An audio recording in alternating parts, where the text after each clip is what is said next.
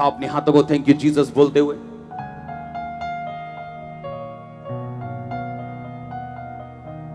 उठाओ उठाओ अपने हाथों को।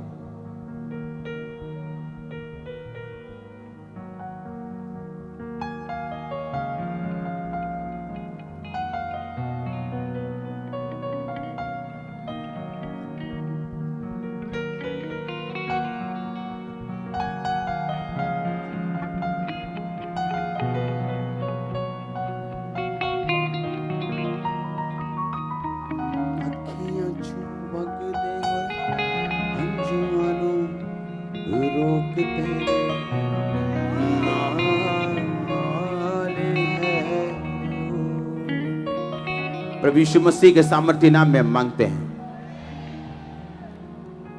मैं चाहता हूं आप इसी तरह खड़े रहें और अपनी स्क्रीन की ओर देखें। मैंने अपनी आज वाइफ को बोला कि आज तू अपनी गवाही दे लोगों को कि तेरी टेस्टिमनी क्या है। आमीन। Hallelujah church, hallelujah. तो कितने जन तैयार हैं परमेश्वर की महिमा जो मेरे जीवन में हुई उसे सुनने के लिए? मैं आपको बताना चाहती हूँ कि परमेश्वर जो महिमा में परमेश्वर है वो दयावान है। परमेश्वर निर्बलों को चुनता है उनके जीवन में अपनी सामर्थ्य को सिद्ध करने के लिए, ताकि जब दूसरे लोग उस निर्बल को देखें तो परमेश्वर की महिमा हो, परमेश्वर की सामर्थ उनके जीवनों से दूसरे लोग भी शिफा पा सकें, दूसरे लोग भी सामर्थ को पाएं। आमीन। हम पहला कुरिन्थियों उसकी 26 आयत को पढ़ेंगे कि हे भाइयों, अपने बुलाए जाने को तो सोचो कि ना शरीर के अनुसार बहुत ज्ञानवान और ना बहुत सामर्थी और ना बहुत कुलीन बुलाए गए, परंतु परमेश्वर ने जगत के मूर्खों को चुन लिया है कि ज्ञानवानों को लज्जित करे, और परमेश्वर ने जगत के निर्बलों को चुन लिया है कि बलवानों को लज्जित करे। आमीन। मैं आपको बताना चाहती हूँ, अपनी जिंदगी की एक बहुत ही बड़ी गवाही देना चाहती हूँ कि मैं अपनी जिंदगी में जब मैं पढ़ रही थी तो मैं बहुत ही पैशनेट थी अपनी स्टडी के लिए। मैंने पहले ग्रेजुएशन की, उसके बाद मैंने PGDCA किया, उसके बाद मैंने MSc IT की, लेकिन इतना पढ़ी लिखी होने के बावजूद भी मुझ में एक बहुत ही बड़ी कमी थी, एक कमजोरी थी, एक निर्बलताई थी कि मैं किसी के सामने बोल नहीं सकती थी, मैं किसी के सामने अपने वर्ड्स को एक्सप्रेस नहीं कर सकती थी। इवन कि मैं अपने स्कूल में अपने टीचर्स के सामने जब जाती थी तो उनके पास जाकर धीरे से बोलती थी कि मैम प्लीज मुझे कुछ भी खड़े होकर बोलने के लिए मत बोलिएगा, क्योंकि मुझ में इतना हियाब नहीं है, मैं इतनी शाई हूँ कि मैं किसी के सामने बोल नहीं सकती। इवन के 30 स्टूडेंट्स 25 स्टूडेंट्स के सामने भी मुझ में इतना बल नहीं था कि मैं उनके सामने कुछ बोल सकूं। और टीचर्स पूछते थे कि क्या प्रॉब्लम है, क्या बात है, मैं उस समय कुछ नहीं बता पाती थी क्योंकि मैं बहुत ही शाई थी। और ऐसा ही चलता रहा, स्कूल, कॉलेज, उसके बाद यूनिवर्सिटी में मैं पढ़ती रही, बहुत पढ़ी, लेकिन इस पढ़ाई का, इस स्टडी का कोई फायदा नहीं हुआ, क्योंकि जो ज्ञान पर हमें परमेश्वर देता है, चाहे वो स्टडी के थ्रू हो, वह तभी दूसरों के जीवन में काम करता है जब हम बोल के दूसरों को समझा पाते हैं। क्योंकि उद्धार के लिए मुंह से अंगीकार किया जाता है, डिलीवरेंस के लिए भी मुंह से अंगीकार किया जाता है, लेकिन मेरी जिंदगी की ये सबसे बड़ी शर्मिंदगी और निर्बलताई थी कि मैं बोल के किसी से कुछ भी नहीं कह सकती थी, मैं खड़ी होकर लोगों में कुछ भी नहीं कह सकती थी, मैं इतनी कमजोर थी अंदर से। लेकिन और जब ये टीचर के पास जब नए क्लास में जाती थी तो टीचर को स्पेशल मिलती थी ये कि आप मुझे कोई भी ड्यूटी दे दो क्लास में, लेकिन मुझे खड़े होके बोलने के लिए कुछ नहीं कहना, क्योंकि मैं बोल नहीं पाती हूँ, मेरे अंदर पता नहीं क्या चीज प्रॉब्लम है कोई। और ये प्रॉब्लम लगातार चलती रही, लेकिन जब मैंने मसीह को जाना, जब परमेश्वर का मसीह में कैसे आया वो बताओ। मैं जैसे मेरा पूरा परिवार मसीह में था और वो मुझे परमेश्वर के विषय में बहुत बताते थे कि परमेश्वर सर्वशक्तिमान है, वो इतने चमत्कार करता है, वो एकमात्र जीवित परमेश्वर है, उसके पास जाएं, हम चर्च जाते हैं। लेकिन मैंने उनकी बातों का कभी भी विश्वास नहीं किया था। मैं परमेश्वर की विरोधी थी, उस वक्त मैं परमेश्वर का विरोध करती थी। मैं उदो बिल्कुल भी परमेश्वर ਨੂੰ ਜਾਣਦੀ नहीं ਸੀਗੀ और परमेश्वर ਦਾ विरोध करती सी। अपने पेरेंट्स ਦਾ बिल्कुल भी जो चमत्कारां ਦੇ ਵਿਸ਼ੇ जो परमेश्वर ਦੇ वचन ਦੇ ਬਾਰੇ ਦੱਸਦੇ ਸੀ, मैं बिल्कुल विश्वास नहीं सी करती। लेकिन एक दिन परमेश्वर की अद्भुत कृपा हुई कि ईस्टर वाले दिन ਜਦੋਂ ਮੇਰੀ ਪੂਰੀ ਫੈਮਿਲੀ ਤਿਆਰ ਹੋ ਰਹੀ ਸੀਗੀ ਪ੍ਰਭੂ ਦੇ ਘਰ ਜਾਣ ਦੇ ਲਈ और तब ये खामरा चर्च को जानते भी नहीं थे, ये पूरा परिवार। या तब मैं अपने मेंटर और आपके फादर को बिल्कुल नहीं जानती थी। तो उस वक्त सभी पूरी फैमिली तैयार हो रही थी और मैं ऐसे ही लेटी हुई थी क्योंकि मैंने तो चर्च में जाना नहीं था। मैं आराम से लेटी थी कि आज छुट्टी है, आज संडे का दिन है। तो एकदम से परमेश्वर के आत्मा की सामर्थ मेरी बॉडी पर उतरी और उसी वक्त मेरी पूरी बॉडी पाताल में धंस गई। उसी सुनो समय सुनो सुनो। और सुबह के 6 बजे थे और पूरी बॉडी मेरी पाताल में धंस गई और मेरी आंखें खुली थी, मुंह खुला था। मेरे पेरेंट्स मेरे सामने तैयार हो रहे थे लेकिन मैं कुछ भी बोल नहीं पा रही थी उस वक्त। और ऐसे ही चलता रहा कुछ सेकंड। उसके बाद धीरे धीरे मेरी बॉडी पाताल से ऊपर पृथ्वी के ऊपर आई। मैं अपने बेड के ऊपर फिर से लेट गई और उसके बाद मेरे कानों में आवाज आने लगी कि परमेश्वर तुम्हें बहुत प्रेम करता है। परमेश्वर ने तुम्हें चुना है अपनी महिमा को दिखाने के लिए। परमेश्वर ने तुम्हें चुना है अपनी सामर्थ को दूसरे लोगों में सिद्ध करने के लिए। परमेश्वर तुम्हें बुला रहा है, कम ऑन बेटी, कम टू मी बेटी, मेरी प्रिय बेटी मेरे पास आ।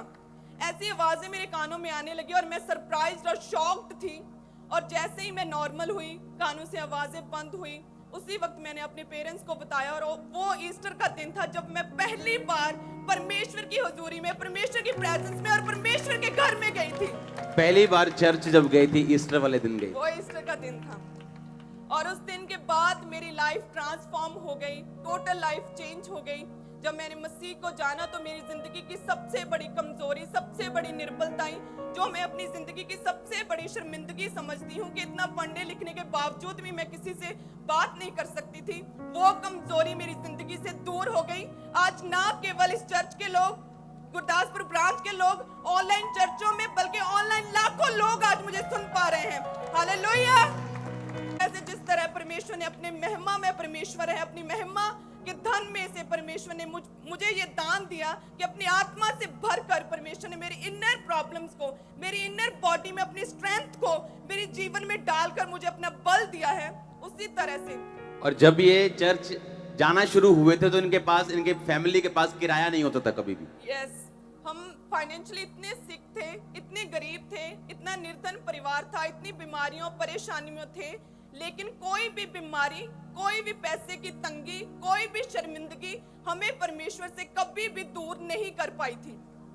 हम पवित्रता में खड़े रहे, परमेश्वर के वचन पर खड़े रहे। और मैं बताना चाहती हूँ कि जब चर्च आते थे तो इतना किराया भी नहीं होता था कि हम चर्च के लिए जो 100-120 रुपए उस वक्त किराया था कि हम वो पे कर पाए। हमने गांव का एक भी दुकान, जिसे बोलते हैं मनियारी की दुकान, जहां पर सभी बिस्किट्स, नमकीन वगैरह मिलते हैं, कोई भी दुकान, कोई घर नहीं छोड़ा था जिनसे हमने पैसा ना मांगा हो। सिर्फ चर्च आने के लिए, सिर्फ चर्च आने के लिए। क्योंकि जब हमने जान लिया कि 7वें दिन जो पहला दिन है उसमें परमेश्वर के घर में आना जरूरी है, तो हमने परमेश्वर के वचन को फॉलो किया। हमने नहीं देखा कि हमारी जिंदगी में क्या प्रॉब्लम्स हैं, क्या गरीबी है, क्या शर्मिंदगी है। हमने परमेश्वर को अपना लिया और सीधा परमेश्वर की ओर चलने लगे। और उसके बाद परमेश्वर ने मेरी जिंदगी में अद्भुत काम किए। आज परमेश्वर मुझे अपनी महिमा के लिए इस्तेमाल कर रहा है। जब ये फैमिली, जब ये चर्च गए तो ऐसा नहीं था कि एक दिन में इनकी प्रॉब्लम सॉल्व हो गई। यस, बहुत सालों तक हम ऐसे दुखों में, बीमारियों में रहे, ऐसे परेशानियों में रहे, लेकिन कोई भी दुख, कोई तकलीफ हमें परमेश्वर से, परमेश्वर के घर से हमें दूर नहीं कर पाई। लगातार हम परमेश्वर के वचन में अड़े और खड़े रहे। इसीलिए आज परमेश्वर ने मुझे अपने दास के लिए, परमेश्वर ने अपनी महिमा के लिए, अपने कामों के लिए परमेश्वर ने मुझे चुना है। आमीन। और जब मेरी इसके साथ मैरिज हुई तो ये बहुत सिंपल थी। ये इतनी सिंपल थी कि मुझे मैसेज आए बहुत सारे लोगों के कि लड़कियां तो बड़ी तैयार श्यार हो कि आपके आसपास फिरती थी, ये सोच के कि आपको बड़ी मॉडर्न लड़कियां पसंद होंगी, आप चंडीगढ़ से पढ़े हो, ये आपने क्या चुना। इतनी सिंपल, पूरे बाजू वाले सूट, बिल्कुल तेल लगा के, इतना सिंपल। सुनो,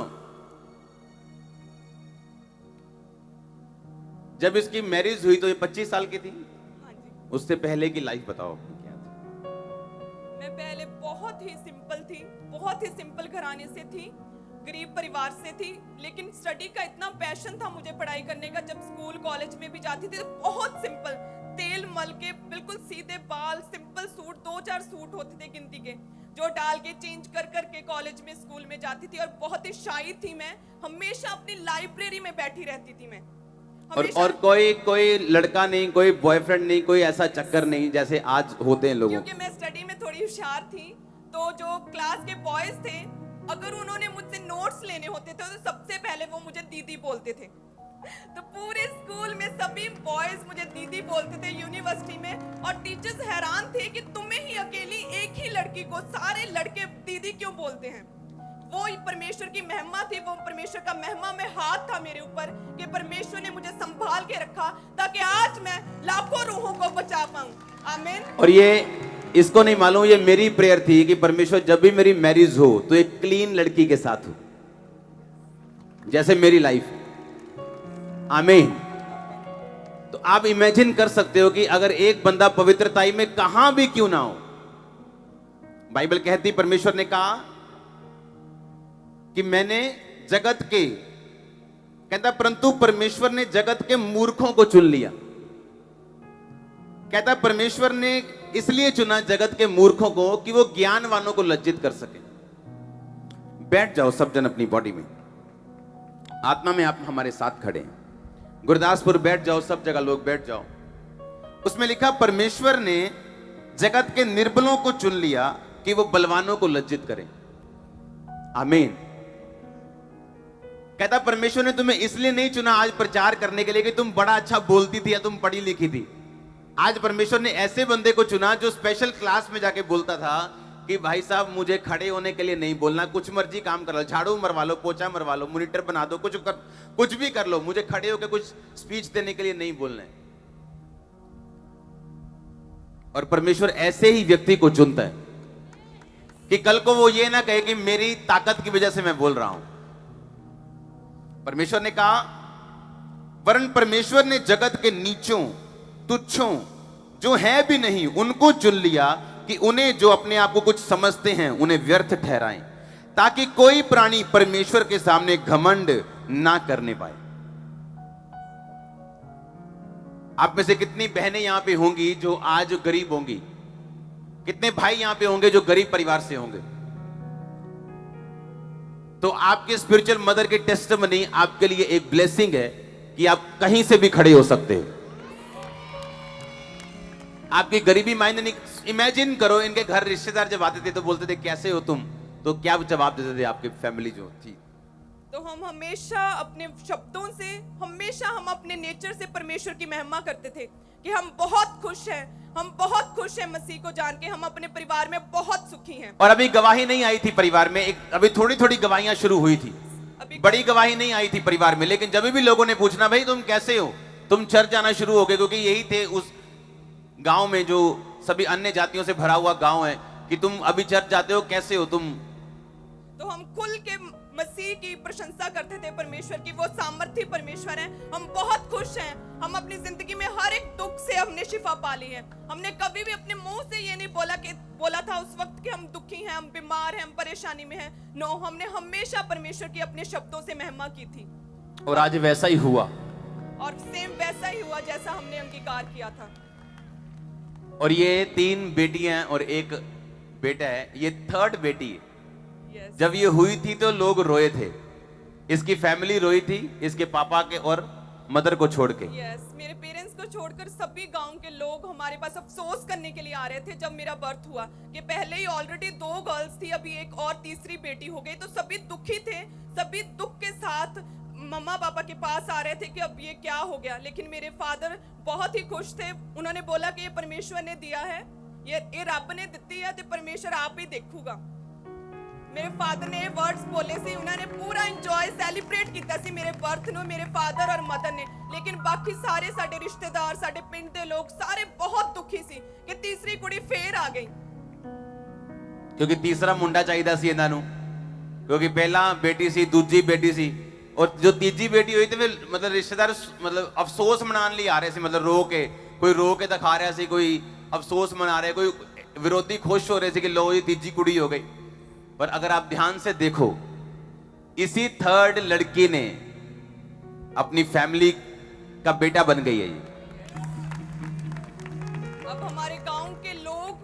लोगों में जो हमारी कमजोरियां थी वो अब हमारे घमंड का कारण बन गई हैं।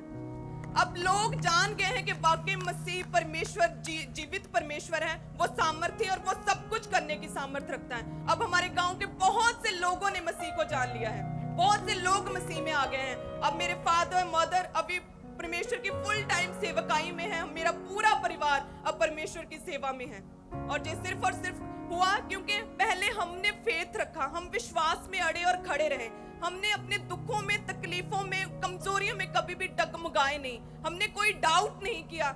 हमने सिर्फ यही सोचा कि अगर लाखों लोगों को परमेश्वर बचा सकता है, इतनी गवाहियों को हमने सुना, तो परमेश्वर एक दिन हमारी जिंदगी में भी जरूर कोई गवाही पैदा करेगा। हम विश्वास में अड़े और खड़े रहे, कोई किराया ना होने के बावजूद भी हर संडे पैसे मांग मांग कर हम मसीह के घर में परमेश्वर की प्रेजेंस में आते रहे, पवित्रताई में रहे, परमेश्वर के वचन पर चलते रहे। और परमेश्वर ने एक दिन अपनी दया की निगाह मुझ पर की और परमेश्वर ने अपने कामों के लिए मुझे चुना। आमीन। जोर से बोलो हालेलुया। हालेलुया। तारीफ करो इस सरमन के लिए, आज इस प्रचार के लिए जोर से। आमीन।